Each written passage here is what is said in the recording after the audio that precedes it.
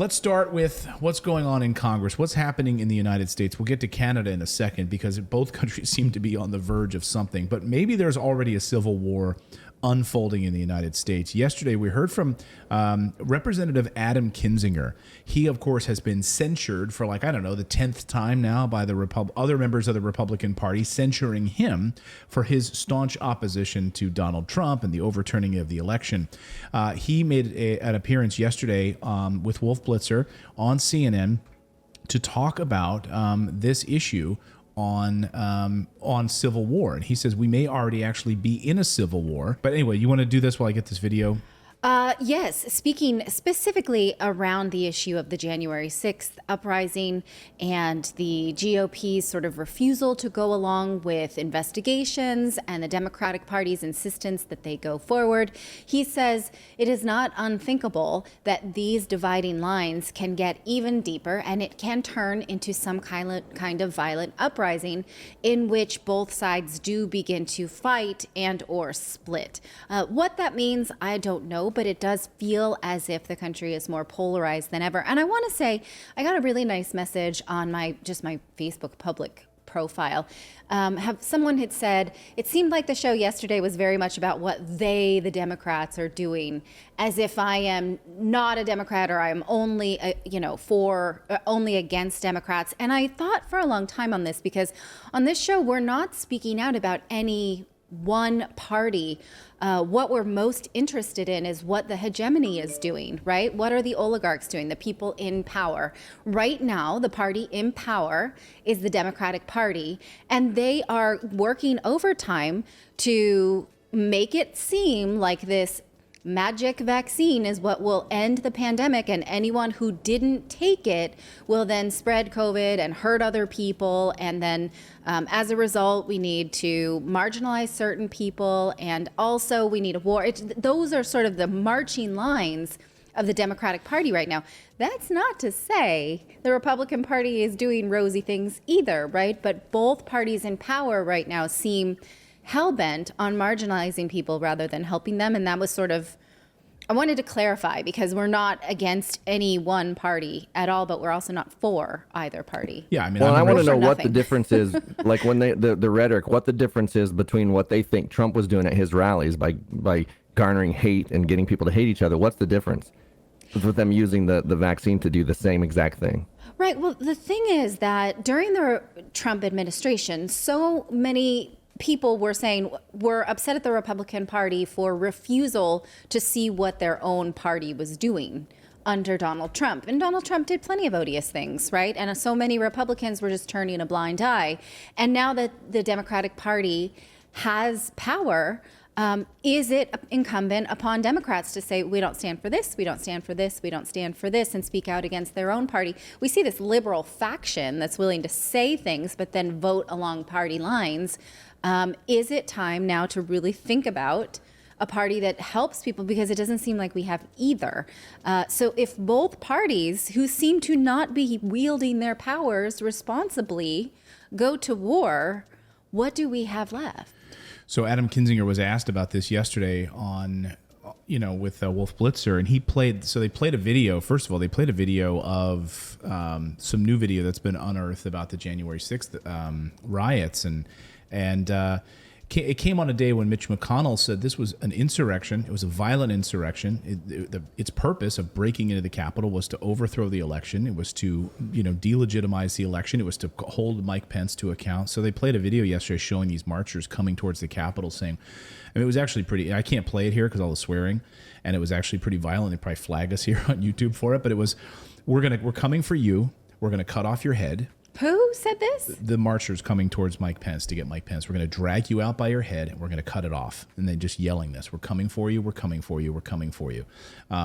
And so, like, this sort of whitewashing, sweeping it under the rug as if it wasn't violent, and it was just a bunch of people hanging out on the White House or the Capitol Hill lawn. It was not, and we should actually address what the issue is. And Representative Adam Kinzinger says, like, these people are angry. These people obviously believed this. They believed what they were saying. They were coming here, and we are in the midst. I think we are very, very close to a civil war. Listen to what he had to say about this at their big meeting out in Utah. But watch just part of this new video just released by the U.S. Justice Department from that day. and I need to warn our viewers that this language is very disturbing. If Pence caved, we're going to drag through the You streets. just said you weren't going to. You politicians are going to get drugged through the streets. Yeah. Because we're not going to have our stolen. Because this is the second revolution. We're here to take it back from you. Cut that freaking head off! Cut their head off! How dangerous is it, Congressman, for the Republican National Committee to whitewash the events of that day and to simply call it legitimate political discourse?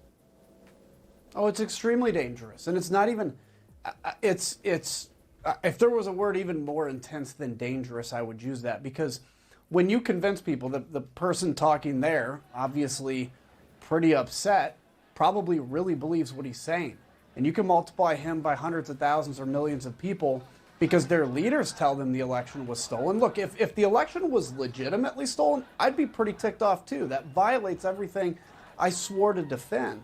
And so when you convince that number of people, it is not a far thought, Wolf, to think that someday some militia shows up somewhere to do something, and then some counter militia shows up, and truly, at that point, that's how you end up in a civil war.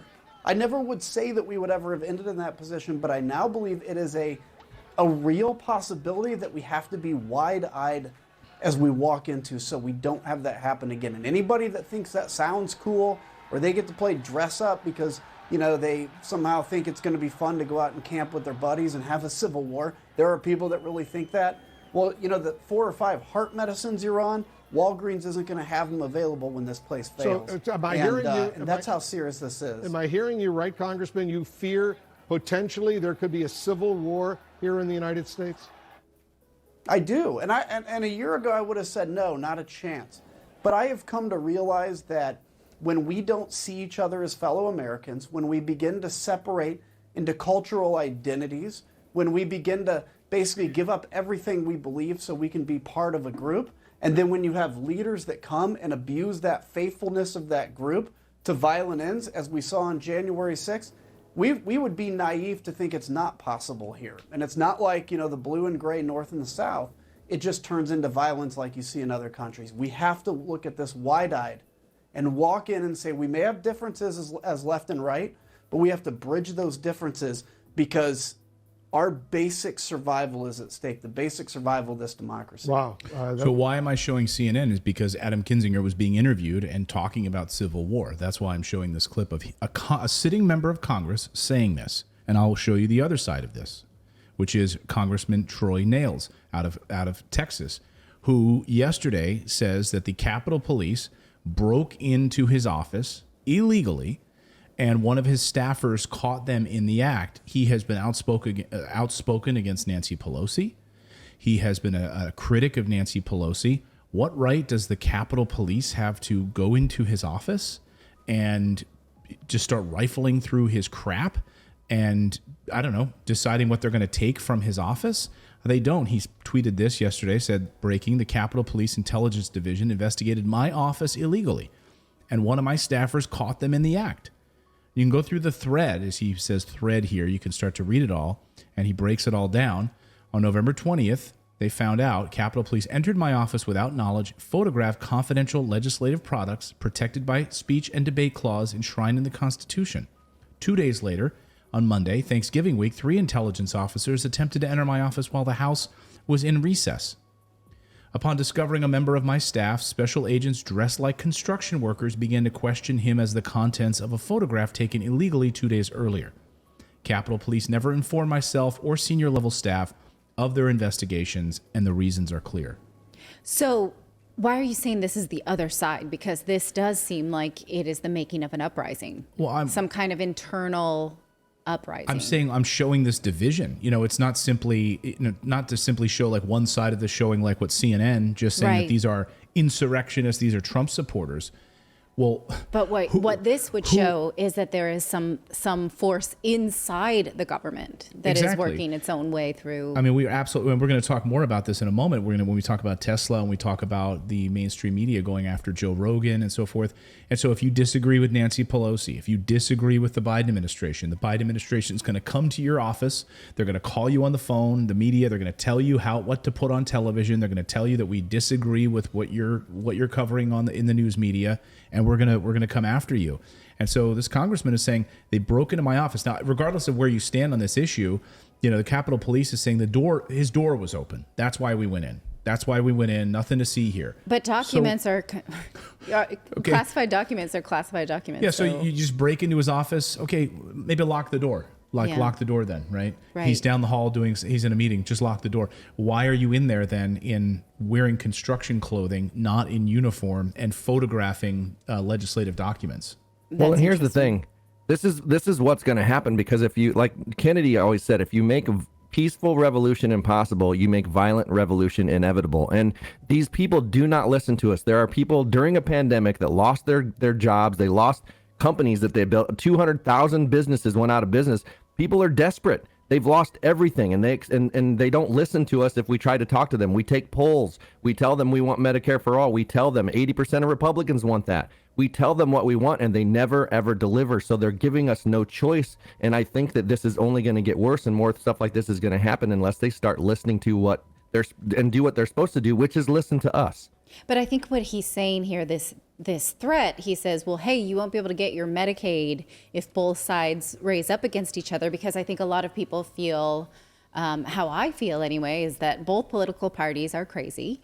They are not helping anybody but themselves. And if they want to go out and fight in the yard, let them. And I think that this Congressman Kinzinger is saying, it will affect you too if it actually becomes this, right? Supply chains will be down. There'll be no politicians to what? I don't know exactly. It's just the medications, I guess. Yeah, I mean, like, you won't be able to go to your CVS. You won't be, if we're in the middle of a civil war, and one side is saying we are, I want to know where the division, where the dividing lines are, because it seems like there's a lot of things that we agree with. The people that were marching on the Capitol, there's a lot that I agree with, what they had to say, smashing and hurting people and going through people's offices, not so much, of course, but standing for freedom, standing for, saying we're enough of this tyranny. Yes. But, maybe Trump wasn't their guy after all. Here's a guy who actually added to the swamp instead of drained the swamp. So I'm an equal opportunity offender here. Like, what's Nancy Pelosi wants to insider trade stocks, make millions of dollars when she shouldn't be trading stocks. And millions of COVID relief fund to her friends at the Kennedy Center and all kinds of things. No.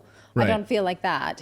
I don't feel like either of them are really standing for either of us. But we've seen now that if you can take a group that feels disenfranchised and find some kind of thread that runs through it that is odious, like white supremacy, then you can discredit everything inside the group, right? The same thing is done on the left, on the right to white supremacy. The same thing is done on the right to Black Lives Matter movement. It's like, oh, but yes, they're marching for black equality. They should have that, but they loot stores. So let's just throw the baby out with the bathwater, right? And that's very dangerous, and it's being done a lot now. And as we move into the Canadian story, we'll see that's exactly what people who don't want to talk about individual freedoms want to do, is say, well, there's a sort of odious line that runs through there, so we should throw all of it out and just not listen to any of it. If you like this content, be sure to subscribe to the channel. Also, we have a membership program. For the price of a cup of coffee once a month, you can support independent journalism